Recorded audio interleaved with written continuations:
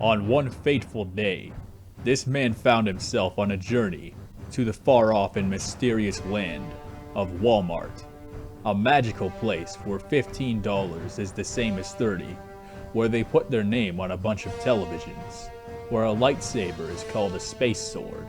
But he was not here for all that bullshit. He was here for Super Mario Odyssey. $79.96? Wow, fuck that.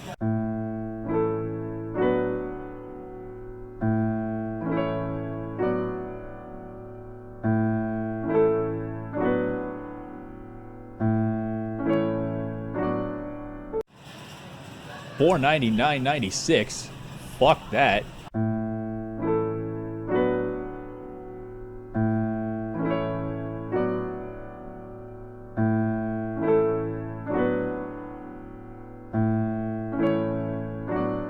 Well, that was a fantastic waste of time. So you know what we need now? We need a vacation. And what better place to take a vacation than on Saoire, or Saoire, or It's fucking Star Revenge 3, you guys. This really should have been called Super Mario Hepatitis Edition. Why are the Goombas yellow? Why are the Chuckyas like this yellowy orange? Well, I guess if anyone deserves hepatitis, it's those dickheads, but whatever. This game is actually fantastic for a number of reasons. First of all, the setting of an island resort is just cool. It simply makes you happy. Right now, it's fall. Maybe you're working all day or you have school and shit. Everything's gray and depressing, but then you can take comfort in the fact that in here, it's always summer. And come to think of it, that's actually one of my favorite things about Super Mario Sunshine. And it makes me wonder how anyone could hate that game. I mean, what's your problem, guys? You're at the fucking beach, for God's sake. Another great thing about this hack is that when you collect a star, instead of kicking you out of the level, you spawn back inside the level and you still have all your coins. What a novel concept, right? Keeping your collectibles? Yeah, blew my mind too. This is great because let's say you're trying to get the 8 red or blue coins. If you get most of them, but are scrambling for the last ones, you can get any stars you find in the meantime, and the game won't take your coins away. Of course, the game takes them away if you leave the level of your own volition, but still, it's pretty great. Another interesting feature of this game is how all the levels are kind of interconnected. Instead of having a hub world with a bunch of portals, you instead enter each level through another level. This is cool in a way, except that it makes navigation a little bit of a chore at times. In general, it's not so bad, but on occasion you might notice it. The difficulty in this game is mostly great. Much of the game is a reasonable challenge with some occasional spikes in between. But this game introduced something horrible, and that's troll stars. If I remember correctly, my first encounter with troll stars took place here. You climb up to the top of this ridiculous tower, and there's 6 boxes. Guess what's in them? Stars. But not really. It does the fanfare and everything, Mario does his little dance or whatever, but if you look at the star counter, it hasn't changed. Now that, my friends, is a profound display of fuckness. The graphics are decent, they're no worse than the original if nothing else. The soundtrack is pretty nice too, especially this level.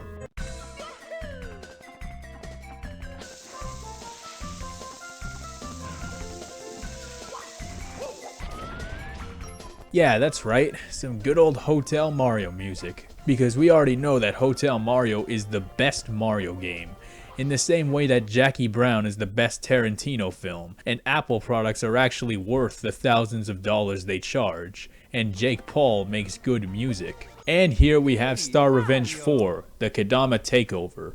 This hack starts out looking just like the beginning of Star Revenge 3, but instead of getting on a boat to a resort island, you're instead traveling on foot to adventure. This game is very reminiscent of Star Revenge 3 in 2 ways. Firstly, the interconnected levels. Secondly, more troll stars. Troll me once, shame on you. Troll me twice, you're a fucking dickhead. What's up with all the yin-yang symbols everywhere? These games are starting to get real deep. You know how long it took me to get this star? Like 2 whole minutes. And it's fake. For the most part, this game is actually pretty solid. But there is this weird thing with the cap switches. In most hacks, there are cap switches within the game, but supposedly there were some technical difficulties implementing them into this hack. So what you had to do is you would find the place where the cap switch would be, and there would be a sign with a code. You would use that code to open up a zip file that came with the ROM, and within that zip file is an entirely different ROM with the same ROM ID or something like that. The point is that this ROM takes the save file from the ROM of the full game, but all this new ROM is a level with a cap switch in it. So you'd load your file, press the switch, save over your file, go back to the original ROM, and the switch would be pressed in the game. I actually gotta applaud that clever solution. You know, rather than expressing frustration over what is really just a minor inconvenience. Honestly, way to go, guys. Good job. It's good. So as it turns out, this is not actually the definitive version of Star Revenge 4. That would be Star Revenge 4 Rewritten. This game is a massive overhaul over the original. The graphics are way better, the level design is much more detailed and elaborate, some of the music is even better. Also, they fixed all that cap switch business. But most importantly, they found a subtle way to distinguish troll stars from legit stars. Now the troll stars are at an angle. That's great. Now all you need is a ruler. Moving on from all that troll stuff, if and when you guys decide to play this game, I want you all to try typing this code into the cheat code menu. It does something really cool, believe me. Bro Dude himself actually shows up in every other level. Sometimes he gives you hints, or sometimes he just talks to you because he's bored or something.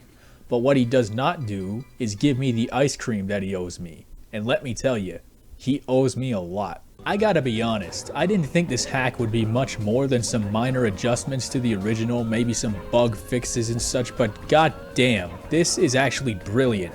This is a substantial improvement, it's incredible.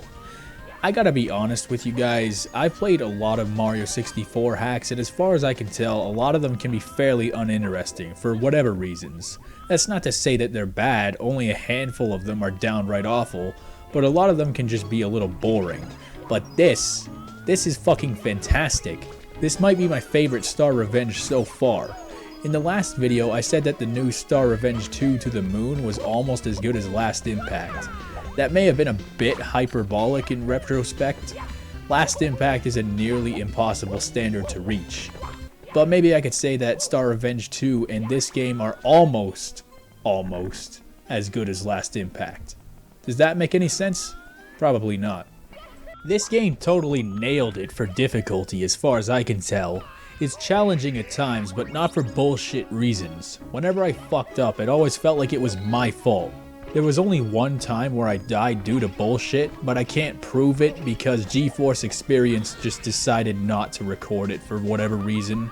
So you're just gonna have to take my word for it.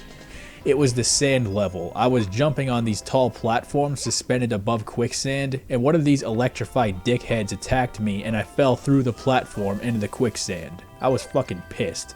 That only happened once though, so no big deal. Star Revenge 5, Neo Blue Realm. You actually have the good camera back and not the cancer cam that was in Last Impact? Wow, we're not 20 seconds into the game and they're already ripping on Last Impact. I'm sure this hack will be revolutionary. Two things are very clear fairly early on. 1.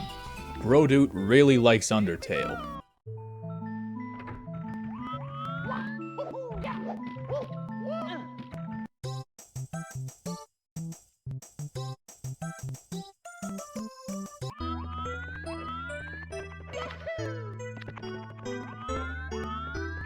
I just want to use this opportunity to say that Undertale is the single worst video game in existence. It is a waste of money, a waste of code, it's a ripoff of Earthbound, it's a pile of irredeemable garbage and a disgusting waste of resources. Nah, just kidding, I love that shit. The second thing that's very apparent from the start is that this game is a whole lot easier than the other Star Revenge games. If you've played the other ones, you're gonna have an easy time. It's practically a cakewalk. But does this make it a bad game?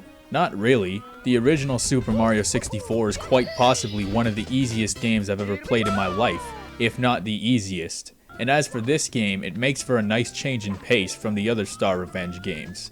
And at least it doesn't go too far the other way, Knight of Doom, you son of a bitch. It might just be me, but I'm starting to think that Bro Dude is very good at making winter-themed levels. Every time I've seen a winter level in these games, I fucking love it.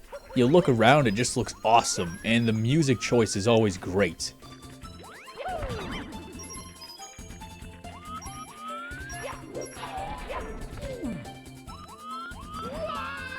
The same could probably be said for most of the other levels he's made, but I've noticed it especially in the winter levels, for whatever reason. Where'd they get this song? Sonic Adventure 2?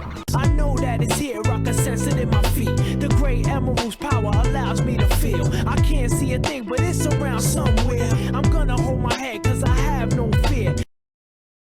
Fuck. To be continued.